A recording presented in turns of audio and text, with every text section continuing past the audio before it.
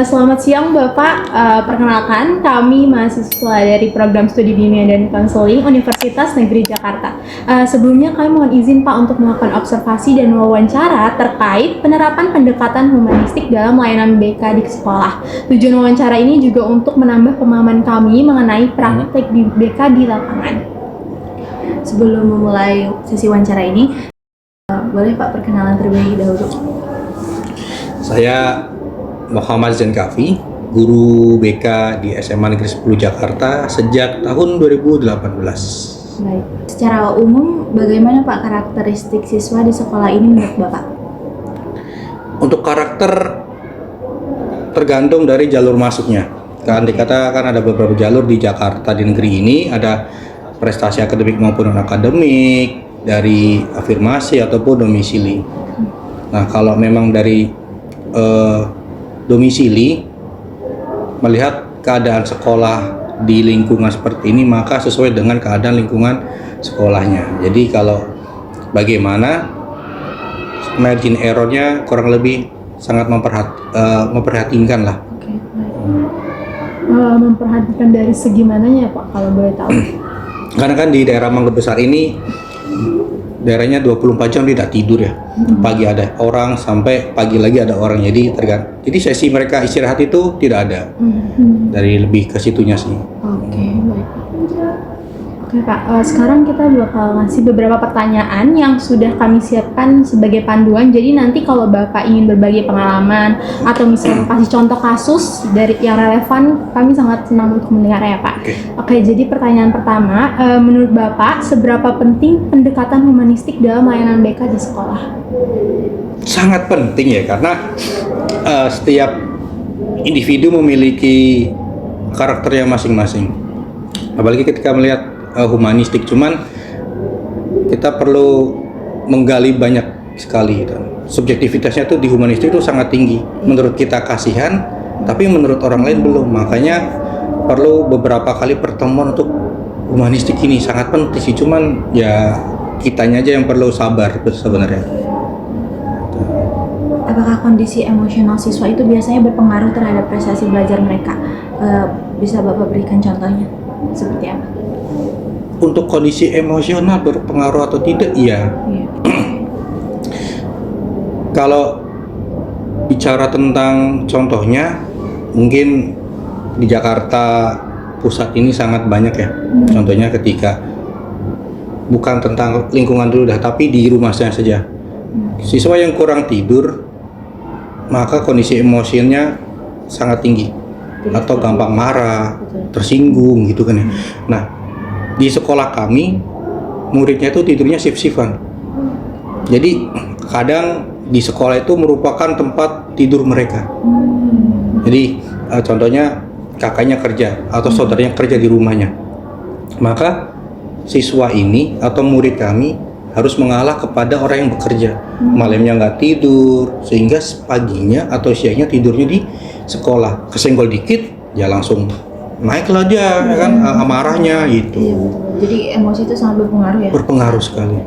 Nah, karena emang shift-shiftan nih Pak tidur, terus juga mereka emosian gitu karena memang ada terkendala di rumah dan juga lingkungannya. Lalu bagaimana cara guru BK mengidentifikasi kebutuhan siswa tersebut yang belum terpenuhi nih, baik kebutuhan fisik, rasa aman maupun sosialnya Pak? Karena pendidikan itu berasal dari rumah dan lingkungan, maka kami akan panggil orang tuanya.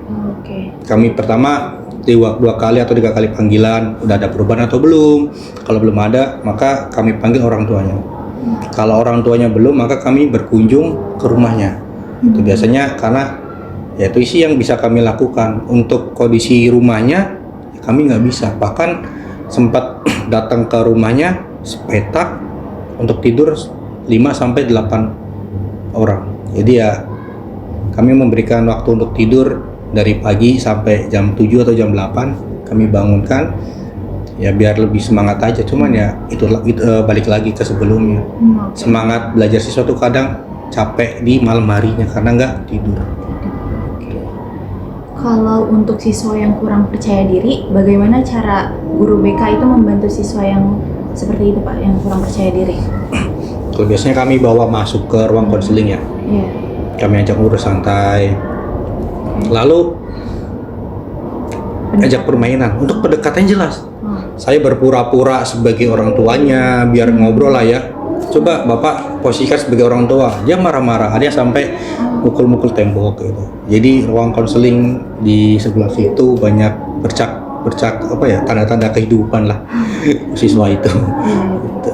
Kalau misalkan nih Pak, tadi kan kayak tadi mereka misalnya mukul-mukul tembok atau gimana, cara Bapak gitu sebagai guru BK-nya untuk menangani hal tersebut gimana ya Pak?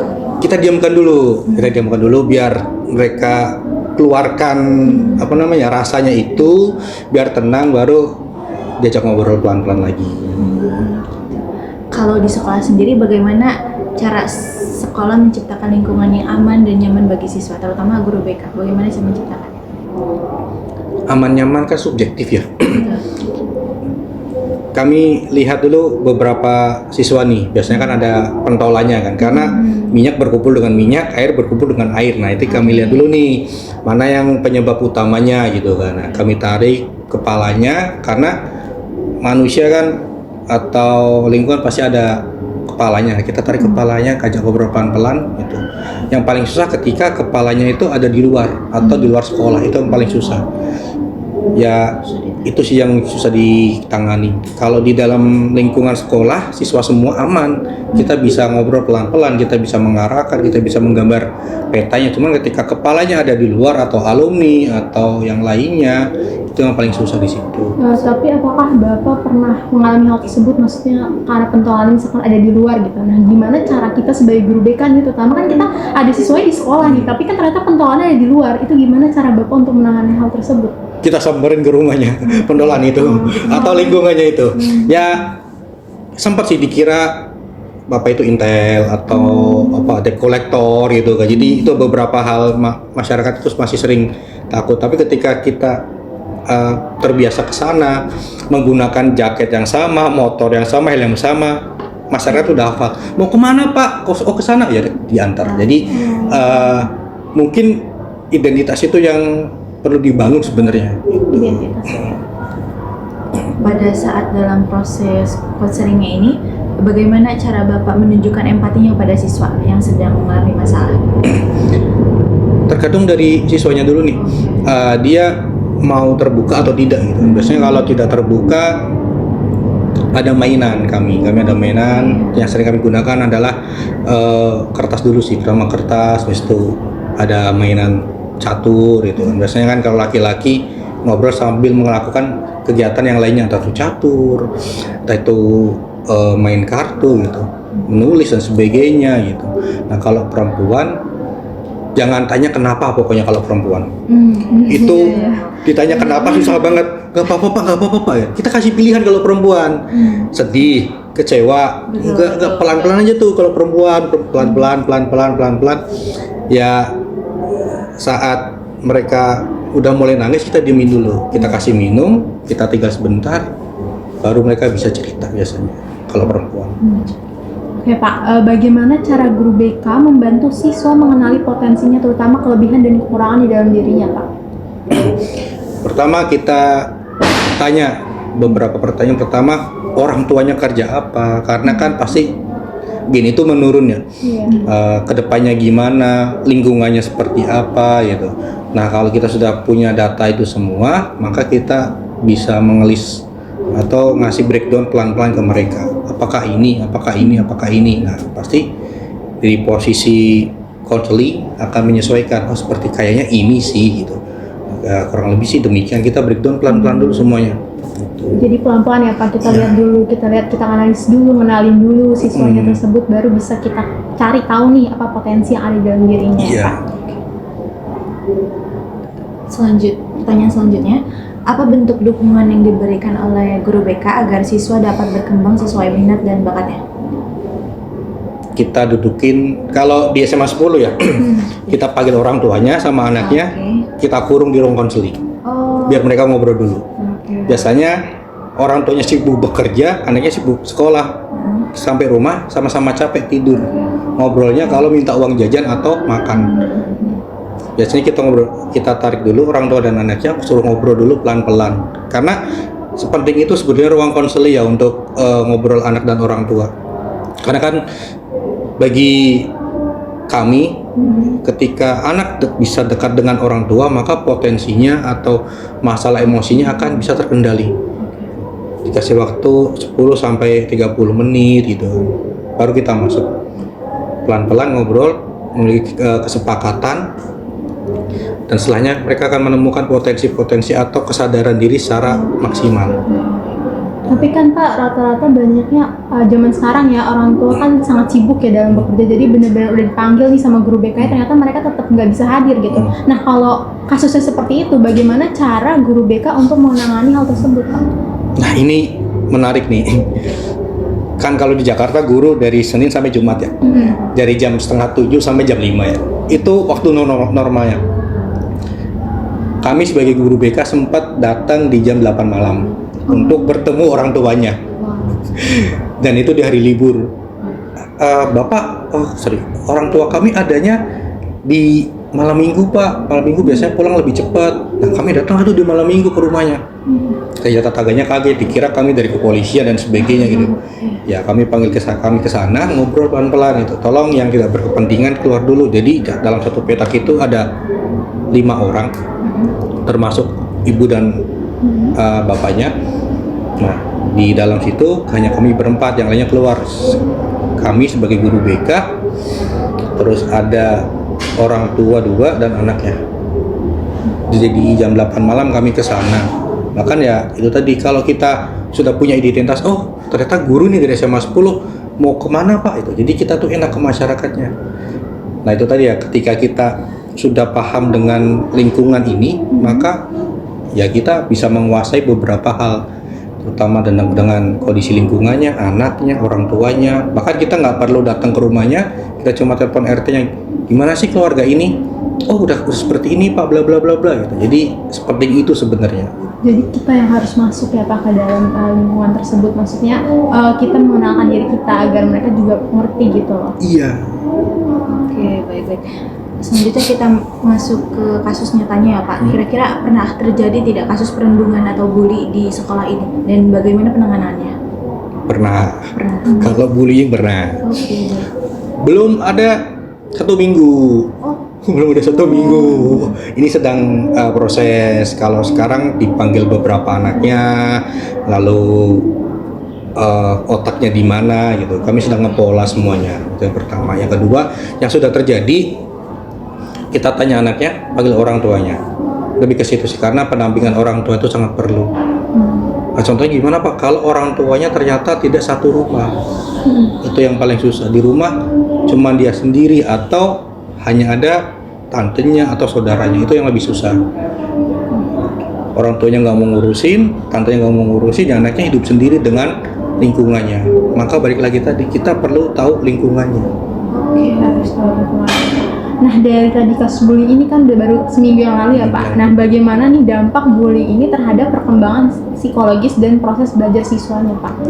Kalau yang terbaru ini belum ketahuan, karena udah selesai ulangan atau asesmen, dan sekarang pembelajaran tidak efektif. Cuman ketika kita balik yang sudah terjadi, anaknya keluar. Ada yang keluar, atau siswanya itu yang bully kita keluarkan, kita pindahkan sekolah. Karena sesuai peraturan daerah kan, kalau bullying, tawuran sebagainya, maka perlu dikeluarkan atau dicabut KJP-nya. Kalau gimana sih korbannya gitu, ya kita rangkul pelan-pelan. Iya, karena gitu. Susah ya Pak buat keluar dari trauma dia dibully. Oke, pertanyaan selanjutnya, dalam pendekatan humanistik ini, apa tantangan terbesar Bapak dalam penerapan humanistik kepada siswa di sekolah?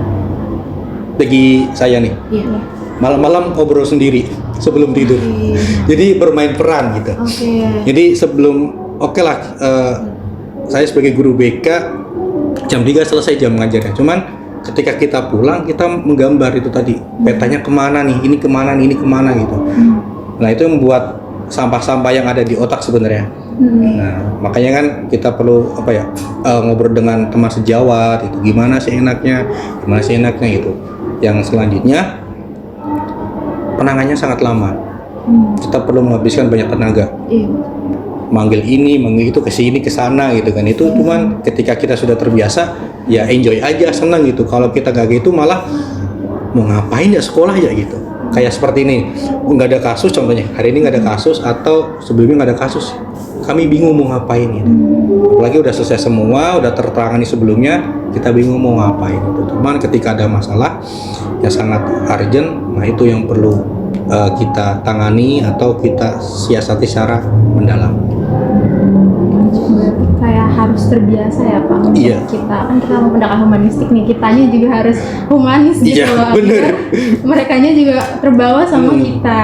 Oke Pak, pertanyaan selanjutnya, menurut Bapak nih, apakah teori humanisme dari Maslow dan juga Rogers ini masih relevan diterapkan dalam pendidikan saat ini? Maslow itu kan ada segitiga Maslow ya, Iya, seingat saya. Kalau secara lapangan itu iya, makanya ada numerasi dan literasi. Nah siswa sekarang itu kurang di numerasi, mereka tidak bisa memetakan. Kalau matematika kan gampang menghitung dan sebagainya gitu kan, langkah-langkah. Cuman kalau di IBK mereka tidak bisa mengklasifikasi masalah yang berat, sedang atau ringan gitu. Itu tuh mereka kadang ada masalah yang ringan, cuman mereka pikirin akhirnya menjadi berat. Makanya kan perlu kita breakdown tuh tadi tuh, kita pelan-pelan gimana nih malas belajar. Oke, malas belajar bukan tentang gurunya susah atau mata pelajarannya susah atau lingkungan. Jadi kita perlu pelan-pelan dulu, itu aja sih. Berarti Kalau masih relevan ya Pak? Masih relevan. Yang penting ya itu sebatas teori kan. Kita breakdownnya apa nih gitu. Kalau kita teori kayaknya nggak relevan nih, bukan nggak relevan sebenarnya.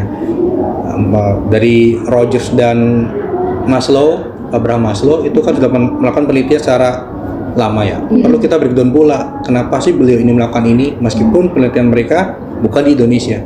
Nah kita yang perlu breakdown pikiran-pikiran mereka aja sih sebenarnya. Ya apalagi kan tahunnya juga udah lama ya Pak. Maksudnya kita kan sekarang udah perkembangan zaman, terus juga AI gitu-gitu banyak gitu kan. Orang-orang juga pada kecanduan media sosial. Tapi kan berarti masih relevan ya Pak. Tapi Masih. mungkin kita ambil beberapa bagiannya gitu untuk diterapkan di sekolah. Oke, sekarang kita sudah berada di dalam penghujung sesi wawancaranya Pak. Oke. Begitu, terima kasih banyak atas waktu dan informasi yang telah Bapak berikan. Jawaban dan pengalaman yang Bapak sampaikan itu sangat membantu kami dalam memahami penerapan teori humanistik dalam layanan bimbingan konseling di sekolah. Oke. Terima kasih banyak Pak atas Oke. waktunya. Ya Pak. Semangat kuliahnya. Terima kasih Pak. Terima kasih.